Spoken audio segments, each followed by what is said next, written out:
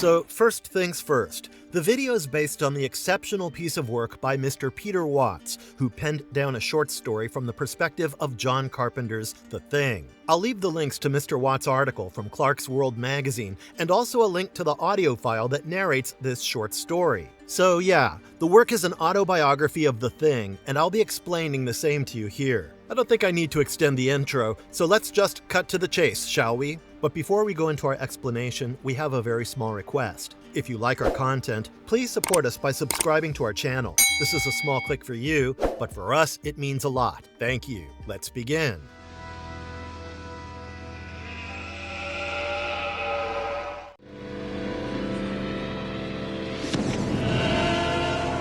The Things by Peter Watts. The Thing finds itself fragmented, with only a few parts remaining: Blair, Copper, and Childs, as the humans have destroyed much of its biomass. Names mean little to the shape-shifting alien. They're just labels for interchangeable pieces of itself. As Blair, it escapes out of the back while the humans approach from the front. As Copper, it rises from the dead. As Childs, it guards the main entrance. Oh yes, if you're confused, in the comics The Thing from Another World, it was revealed that Childs was actually the Thing, and he confronts MacReady in Argentina. So, although John Carpenter's original left it for us to decide if Childs or MacReady, the two survivors, had been assimilated, the comics make it clear that it was Childs all along. Anyway, watching through a window, the alien sees itself approaching in Blair's form. MacReady, a human, has instructed others to burn Blair if he returns alone, unaware that the alien is already among them as Childs. Childs allows Blair inside, and they briefly merge, sharing information through intertwining tendrils. They learn that the humans have discovered its underground hideout beneath the tool shed, where it was building a lifeboat from dismantled helicopters. The humans are destroying its means of escape and will soon come for it. With limited options, the alien decides to split its remaining selves. As Blair, it goes to share its plan with Copper and to consume the remains of Clark to replenish its depleted energy. Having absorbed Fuchs, is revitalized and prepares for the next phase. Slinging a flamethrower onto its back, Childs heads out into the Antarctic night, intending to vanish into the storm. Reflecting on its past, the alien remembers being an explorer and missionary, spreading across the cosmos and assimilating countless worlds. It saw itself as a soldier fighting against entropy, helping the universe improve through harmonious integration. It possessed vast wisdom and experience, but now struggles to recall all that it once knew. So yeah, the Thing pretty much thinks too highly of itself, and I don't blame it. I mean, it was how the creature thought. You know, like one man's nightmare is another man's salvation. So the Thing basically wanted to deliver us. Anyway, it recalls the crash that killed most of its extension, leaving only a small part crawling from the wreckage. Disoriented, fragments of its biomass broke away, instinctively forming limbs and fleeing across the icy landscape. By the time it regained control, the fires had died and the cold was closing in. It barely adapted to the freezing conditions to survive. Upon reawakening, the alien felt sensations returning and awareness growing. Surrounded by bipedal creatures, it noticed their inefficient forms and uniform bodies. Seeing many ways to improve them, it reached out to assimilate and share its essence. Instead of the communion it sought, the creatures attacked it aggressively. Confused and feeling betrayed, the alien grapples with the realization that these beings resist integration. Its fundamental purpose, to unite and enhance life through assimilation, is met with hostility. Facing annihilation, it must adapt its approach to survive and fulfill its mission, even if it means forcefully integrating those who cannot understand its intentions. The alien reflects on its escape from the devastated Norwegian camp, a place it left in ruins. Unable to cover the distance in a human form, it chose a smaller, four-legged shape better suited to the harsh climate. Concealed within this new body, it fled into the night while other parts of itself engaged the attackers, using the ensuing flames as a diversion for its getaway. After running relentlessly, the alien arrived at another camp. Disguised as a quadruped, which is what the Thing calls the dog, it it moved unnoticed among the new group of humans. Since they hadn't seen it transform, they didn't perceive it as a threat. When it assimilated them individually, it did so in solitude, having learned that this world reacts with hostility to the unfamiliar. But now, alone amid a fierce storm, the alien contemplates its situation. Snow blasts past in horizontal streaks, forming whirlwinds around obstacles. Looking back, it sees the camp, a small warm beacon in the desolate landscape, before it plunges into darkness as the alien disables the generator. Now, only dim blue lights along guide ropes pierce the abyss, intended to lead lost beings back to safety. Determined not to return, the alien pushes deeper into the darkness until even these faint lights vanish. Behind it,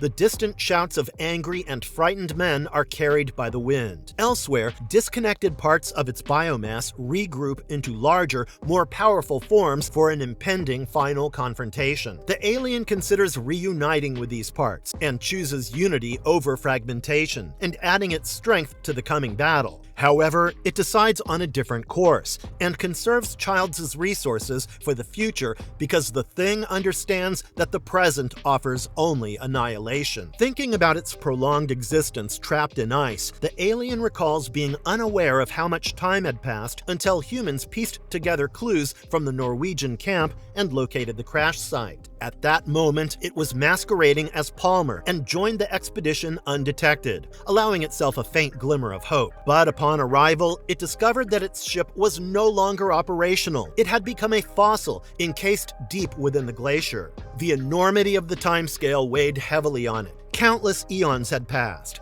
and the universe had continued without its participation. In all that time, perhaps over 1 million years, no rescue had come. The alien had not reconnected with its greater self elsewhere in the cosmos. It ponders the implications of this isolation, questioning whether it still exists anywhere beyond this solitary existence on Earth. The realization brings a profound sense of loneliness and uncertainty about its place in the universe. The alien decides to erase its trail back at the camp, intending to give the humans a final battle they can win. By letting them think they have defeated the monster, it hopes they will stop searching for it. Standing alone in the storm, it resolves to return to the ice and learns that it has been active for only a few days after countless ages of dormancy. Through recent experiences, it has learned there will be no repairs to its ship, no rescue, and no reconciliation with the world's inhabitants. Its only hope is to survive into the future, outlasting the hostile and unchanging beings around it. Perhaps when it awakens again, the world will have changed.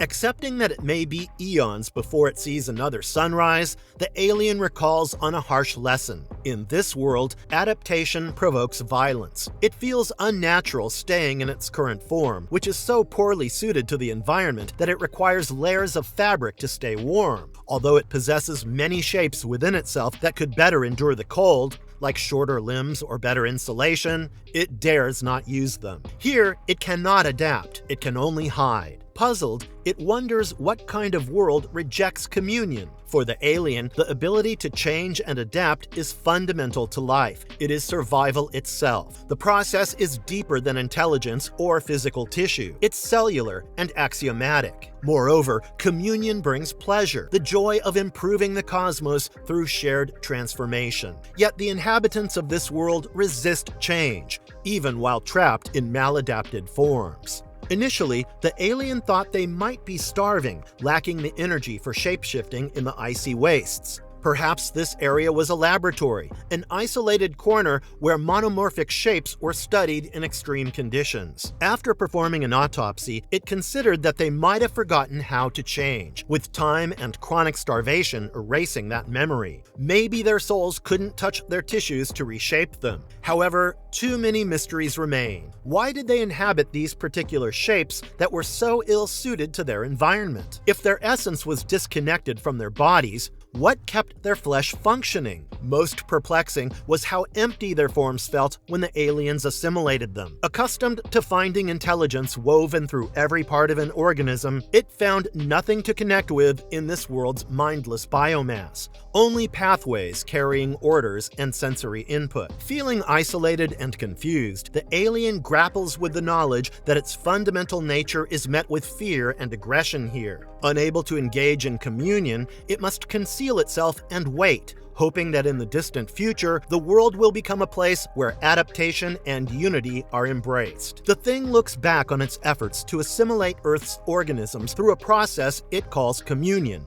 even when they resist. The beings it targets struggle but eventually succumb as it infiltrates their biological systems. It can see through their eyes and control their movements, yet it knows that it can only inhabit their bodies without fully integrating. Unlike past assimilations, it cannot access their memories, experiences, or understanding. To survive, it must blend in, but merely mimicking their appearance isn't sufficient. It needs to behave like them, a challenge it has never faced before. Even more disturbing is the fact that the bodies it assimilates continue to function independently. They communicate and carry out their routines without its input, which confuses it. As it delves deeper into their bodies, searching for signs of the original consciousness, it finds nothing. Only its own presence exists within them. The Thing contemplates its situation, acknowledging that it could have been worse. It might have been reduced to a few cells driven solely by instinct, losing all sense of identity. Thankfully, it survived the crash with its self-awareness intact and retains the templates of countless worlds within its being. It holds on not just to the desire to survive, but also to the belief that survival has meaning. It knows it can still experience joy if given a reason. However, it laments the loss of the vast wisdom it once had. Now, only vague memories and fragments of knowledge remain. It finally comes to the conclusion that even if it assimilated all the biomass on Earth, rebuilding itself to a much greater capacity, it cannot recover the lost knowledge without reconnecting with its greater self. It feels like a mere fragment of what it used to be. Each lost cell diminishes its intellect, making it feel small and limited. Where it once engaged in deep thought, it now merely reacts. It wonders how different things might have been if it had salvaged more biomass from the wreckage, considering the possibilities it cannot perceive due to its reduced state. Observing the world, the Thing notices that humans communicate externally, similar to how it does when complex fusion isn't necessary. Even in the form of a dog, it could understand basic identifiers, the names of individuals like Windows, Bennings, Copper, and Macready. It's intrigued that these separate entities remain isolated and maintain the same forms over time. The idea that labeling individual units of biomass serves a useful purpose fascinates it, as this contrasts with its own nature of constant adaptation and integration. The Thing once again remembers on its experiences, the time it was about hiding within human hosts, whom it refers to as bipeds. When it assimilates them, a process it called communion, it discovers that something else resides within their bodies. Unlike previous assimilations, it cannot access their memories or understand their experiences. This barrier frustrates the Thing because survival depends on blending in, and without understanding how humans think and act, imitation is difficult. Perplexingly, the assimilated bodies continue to function on their own. They speak and carry out tasks without its input. As the Thing delves deeper, searching for the original consciousness, it finds only its own presence.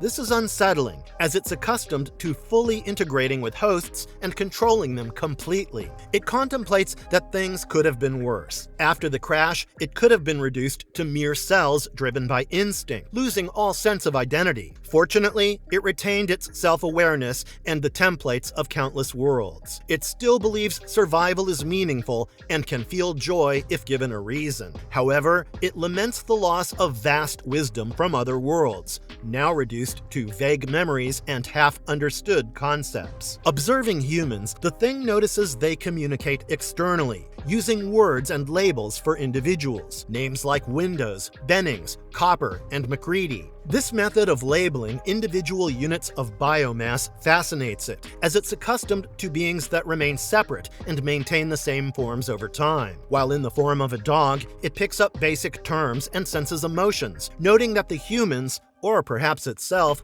feel fear. The thing becomes aware of symbols and words around the camp that almost make sense to it. Phrases like laundry schedule, welcome to the clubhouse, and this side up. It can only passively absorb this information, unable to direct its attention to learn more actively. It feels as though it's riding along, seeing what the human minds illuminate without being able to steer. Witnessing an autopsy performed on a part of itself recovered from the Norwegian camp deepens its confusion. It watches as the humans dissect a charred, twisted remnant of its own form. They extract a large, wrinkled organ that baffles the thing. It appears inefficient and unlike anything it has encountered, a mass that consumes resources disproportionate to its size. This leads it to observe that each human carries a similar structure atop their bodies, a swollen mass larger than necessary. This revelation prompts the thing to question the nature of these beings, so different from any life forms it has known. It wonders how such inefficient structures could exist and what purpose they serve. Feeling isolated and unable to fully integrate or understand, the thing grapples with the mysteries of human biology and consciousness. It recognizes that its usual methods of assimilation are ineffective here, leaving it uncertain about its next steps in this unfamiliar world. The thing also learns an important truth about humans. Their consciousness resides in a single central organ, the brain, rather than being spread throughout their bodies. Observing that the eyes and ears connect directly to this central mass, it understands why it couldn't find any networks to integrate within their limbs or tissues. This revelation disturbs it deeply. The thought of sharing existence with what it considers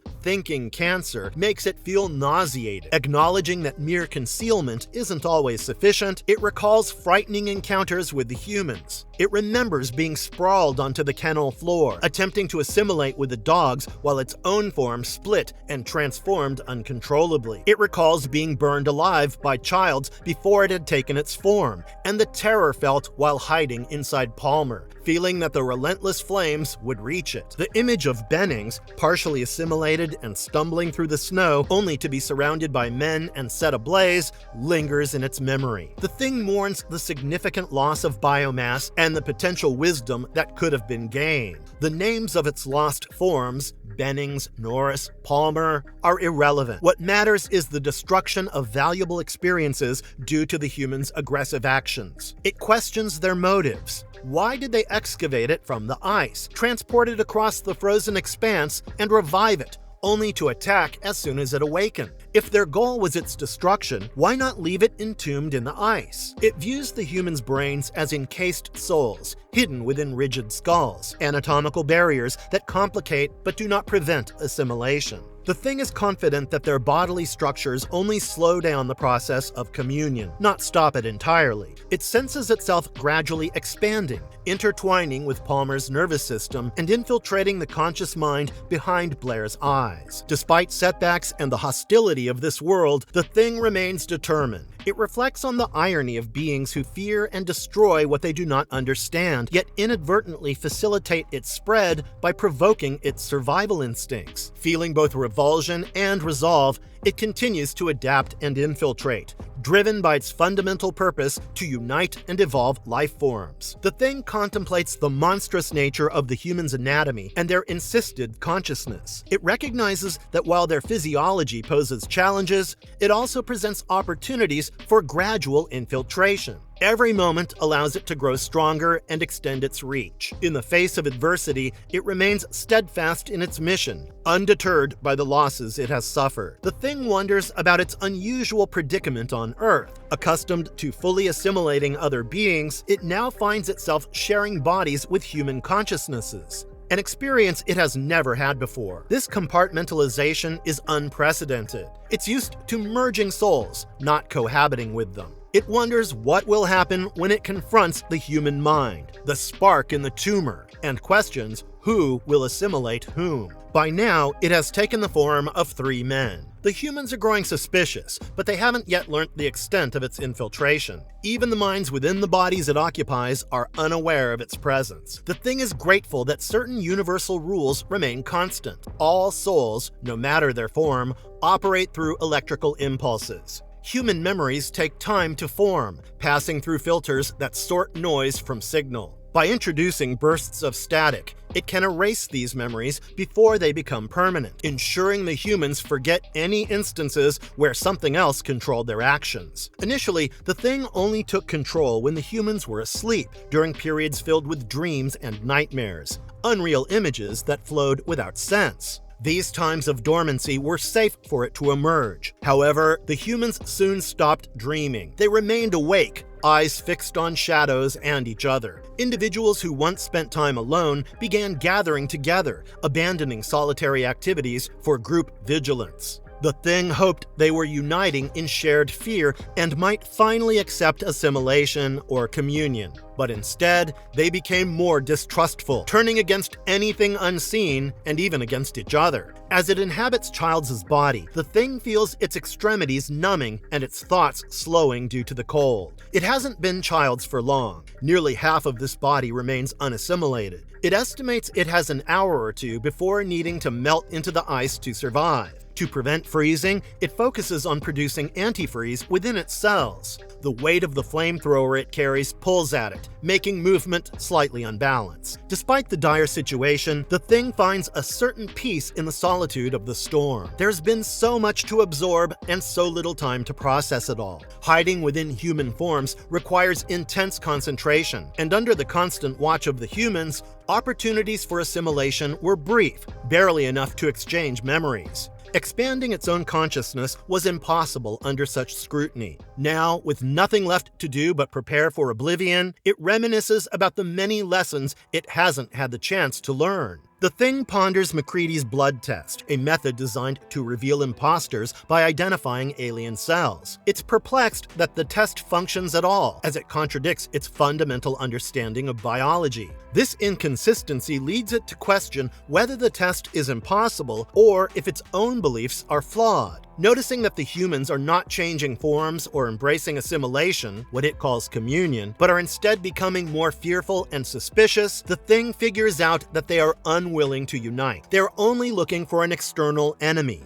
In response, the thing decides to manipulate the humans by providing false evidence. It plants misleading data in the camp's simple computer system, creating deceptive icons, animations, and projections that mix lies with just enough truth to appear credible. It doesn't worry about the computer's limitations or lack of real data, knowing that Blair, the only one who might notice the discrepancies, is already under its control. The thing then orchestrates Blair's destructive rampage. It subtly guides him to sabotage the vehicles and communication equipment at night, ensuring that essential components remain intact for its own use. Through Blair's eyes and others, it watches as he warns of global danger and the need for containment, genuinely believing his own words. The thing notes that the most convincing deceptions come from those who have forgotten they are imposters. After the necessary damage is done, the thing allows Blair to be subdued by MacReady's counterattack. While inhabiting Norris, it suggests using the tool shed as a makeshift cell for Blair. As Palmer, it helps board up windows and reinforce the shed, pretending to assist in containing the threat. Observing the humans locking Blair away for their own protection, the thing sees an opportunity. When unobserved, it transforms and slips outside to salvage parts from the damaged machinery, bringing them back to its hidden burrow beneath the shed to build an escape vehicle piece by piece. Volunteering to feed the imprisoned Blair, the thing uses this role to bring ample supplies to its cell, consuming a third of the camp's food stores in just 3 days. It marvels at how the humans survive on such minimal sustenance, which keeps them confined in a single form. Meanwhile, the humans are too distracted by fear and suspicion to notice the dwindling supplies. Recalling its own misunderstandings, the thing understands full well that its preconceived notions about the humans have hindered its efforts. Their refusal to assimilate and their tendency to seek threats only outside themselves have complicated its survival strategy. Despite these challenges, it continues to adapt, exploiting the humans' paranoia to further its goal of escape. The thing remains determined, using deception and manipulation to outmaneuver a world that is relentlessly trying to destroy it. The alien senses a faint whisper carried by the storm's winds and transforms its ears into antennae to listen more closely. To its left, it notices a subtle glow piercing the darkness, silhouetting the swirling snow. It hears sounds of destruction and understands that it is hearing itself, though unsure of the form it currently inhabits. Having taken many shapes across different worlds, it recognizes the sound of pain. The battle is unfolding differently than expected, perhaps not going well or proceeding as planned. The alien considers turning away to hibernate, intending to wait through the ages. However, it feels compelled to move toward the light instead, deviating from its original plan due to a newfound piece of knowledge that it struggles to fully comprehend. As it approaches, the darkness transitions through shades of gray to orange. The crackling of flames and distant explosions become more pronounced. It discovers the camp completely destroyed, reduced to flames and rubble. A solitary burning wall stands amid the ruins, and the remains of MacReady's shack smolder on the hill. The radio dome is cracked and glowing faintly in the firelight. Observing this devastation, the alien understands that the humans cannot survive without shelter in their fragile forms. In attempting to destroy it, they have inadvertently doomed themselves. Reflecting on recent events, the alien ponders how things might have been different if it had not assumed the form of Norris. Norris was a vulnerable link, a being not only ill-adapted, but also defective due to an undisclosed heart condition. The humans knew of this ailment, but had long stopped considering it. The alien only became aware of the heart issue when Norris collapsed and Copper attempted resuscitation. By that time, Norris was no longer himself, nor entirely the alien. Forced into multiple roles with limited choices, the alien recalls how Copper used a defibrillator on Norris. Despite meticulously assimilating every cell and perfectly imitating Norris, it had unknowingly replicated his faulty heart. This outcome was unforeseen. Throughout its existence, the alien had always used its abilities to adapt, not to conceal itself. The desperate mimicry was an improvised response in a hostile world that attacked anything unfamiliar. Its cells had conformed without conscious thought, even replicating defects, much like mindless agents following biological instructions. By becoming Norris, the alien had inadvertently caused its own exposure and setback. It recognizes that this misstep led to unforeseen circumstances, altering the course of its mission. Standing amid the ruins, the alien contemplates the irony of the situation. In their effort to eliminate it, the humans have ensured their own demise. Despite the devastation, it grapples with the realization that its understanding of this world and its inhabitants is still incomplete. The alien faces a difficult truth, acknowledging that its strategies must evolve in the face of such unpredictability. The Thing reflects on the chaos following its crash on Earth, where it struggled to maintain control as its tissues rebelled. Feeling itself fragmenting into multiple entities, it experienced a loss of identity, becoming both Nothing and Legion. While inhabiting Copper, it noticed that Norris had a hidden heart condition, a fact the other humans overlooked despite their growing mistrust of one another. When Norris collapsed from heart failure, Copper attempted resuscitation using defibrillator paddles. The Thing couldn't intervene without exposing itself, so it played along. As the paddles were applied, Norris's chest transformed into a gaping maw that severed Copper's arms. MacReady reacted swiftly, unleashing flames that engulfed them both. Acknowledging that Copper's consciousness ceased, the Thing feared the humans would have eliminated him regardless due to contamination fears. Surveying the devastation, the Thing understood that the humans had doomed themselves by destroying the camp. Without shelter, they couldn't survive the harsh environment. It found irony in their self-destruction while trying to eliminate it. Amid the wreckage, a severely damaged fragment of itself crawled toward it, a charred mass barely holding together. Now inhabiting Childs, the Thing recognized its own pain as the fragment reached out for communion. It remembered surviving previous attacks by consuming unassimilated flesh to regenerate. However, when attempting to reassemble, it discovered that the different parts were slightly out of sync, perhaps corrupted by the human's influence. It recalled a distorted memory of a dog form breaking away, traumatized and clinging to individuality. This caused frustration and anger, as the human world had disrupted its ability to seamlessly merge. Despite these setbacks, the Thing had become more powerful, embodying forms from countless worlds. It felt confident it could overcome the last human opposing it. Yet, it was unprepared for the dynamite the man held, a threat it couldn't neutralize. Throughout these events, the Thing grappled with diminishing control and the unexpected resistance from the humans. It reflected on the consequences of perfectly copying flawed beings, including their defects. The awareness that the humans' actions led to mutual destruction pronounced the tragedy of the situation. Feeling the cold intensify, the Thing acknowledged that its current strategy had failed. It recognized that the humans' fear and refusal to assimilate had not only hindered its mission, but also led to their own demise. Contemplating its next move, it understood that it might need to adapt differently in the future, possibly waiting through the ages until the world changed. In these final moments, the Thing was left pondering the irony of beings who, in trying to destroy an unfamiliar entity,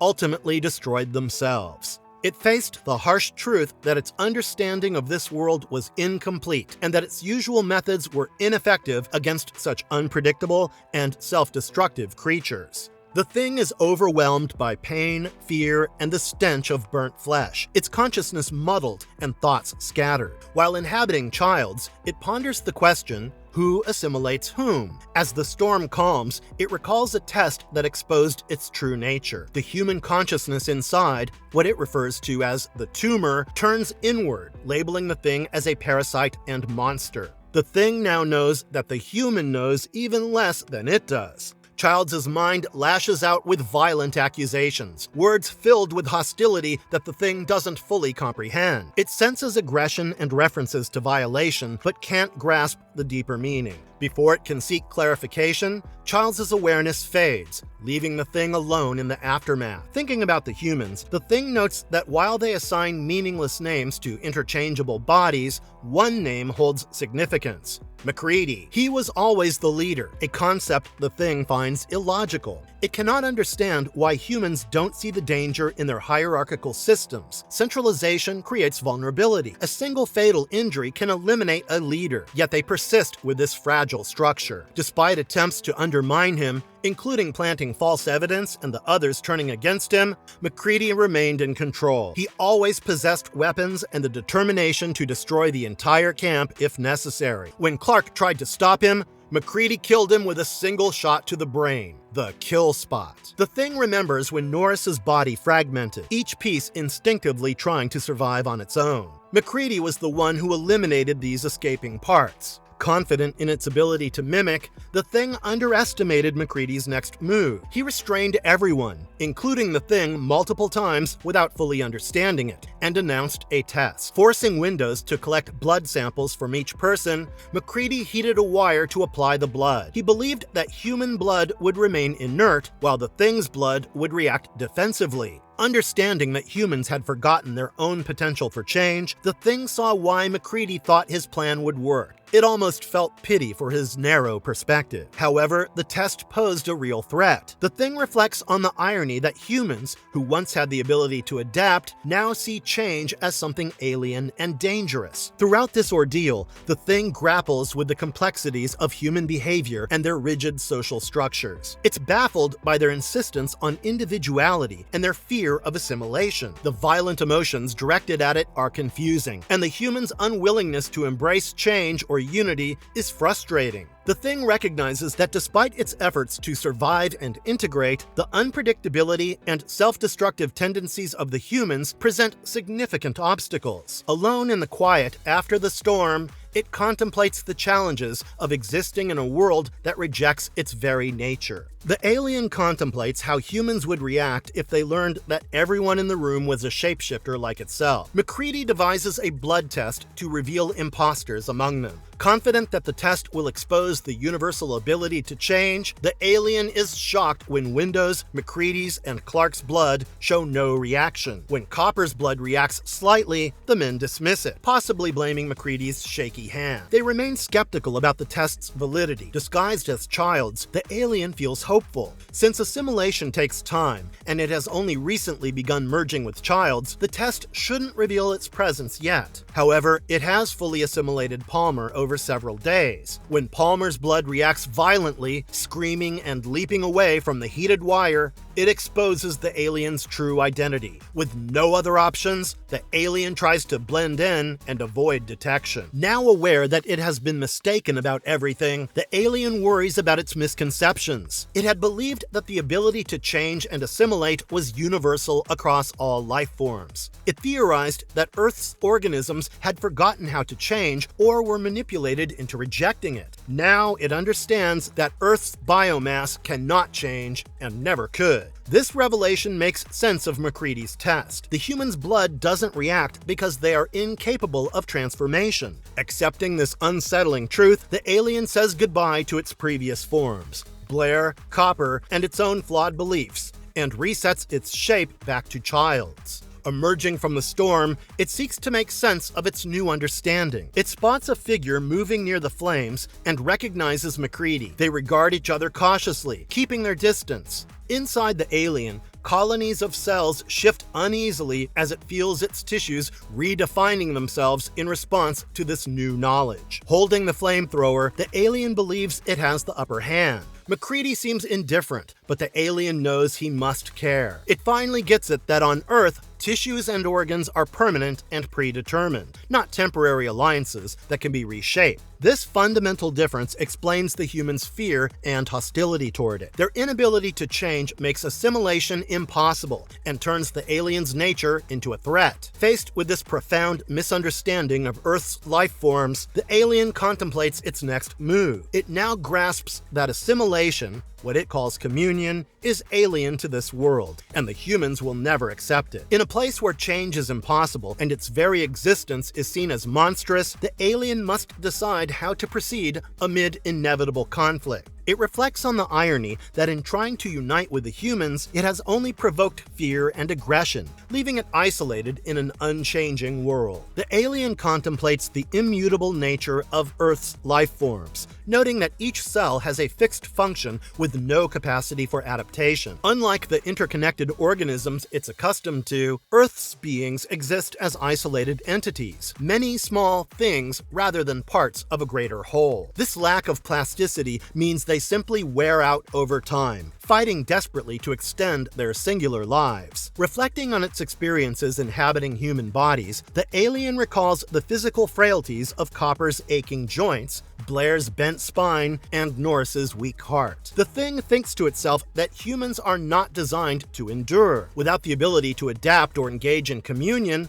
they struggle against inevitable decay. Yet, they persist with remarkable determination, each clinging to existence as if it were all they have. Encountering MacReady amid the ruins, the alien engages in a cautious dialogue. MacReady suggests they wait to see what unfolds, but the alien believes it can offer more than passive resignation. It recognizes that humans live in profound isolation, unable to truly connect or share experiences beyond superficial communication. The alien is overwhelmed by the scale of their loneliness and the futility of their disconnected lives. Understanding now that the violence it faced was not born of malice, but from a lack of comprehension, the alien empathizes with their fear of the unknown. It also understands that offering them unity and communion is perceived by humans as a threat to their individuality, a loss rather than a gain. Aware that they cannot grasp the concept of a shared existence, the alien resolves to act discreetly. Determined to alleviate their isolation, the alien decides to work subtly from within, using its ability to blend in. It plans to maintain appearances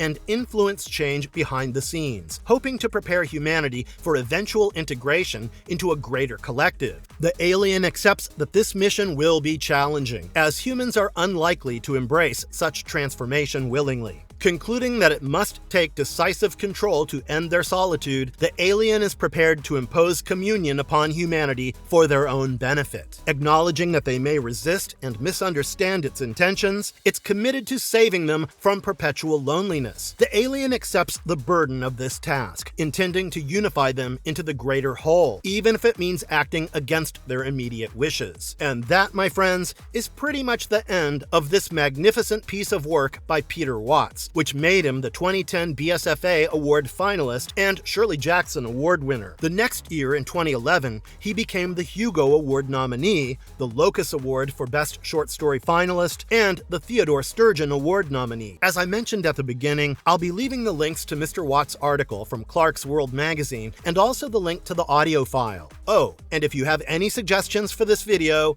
I'd be happy to hear them. And if you liked our content, don't forget to leave a like and subscribe to us if you haven't already. Have a good one and be safe. Thanks, everyone.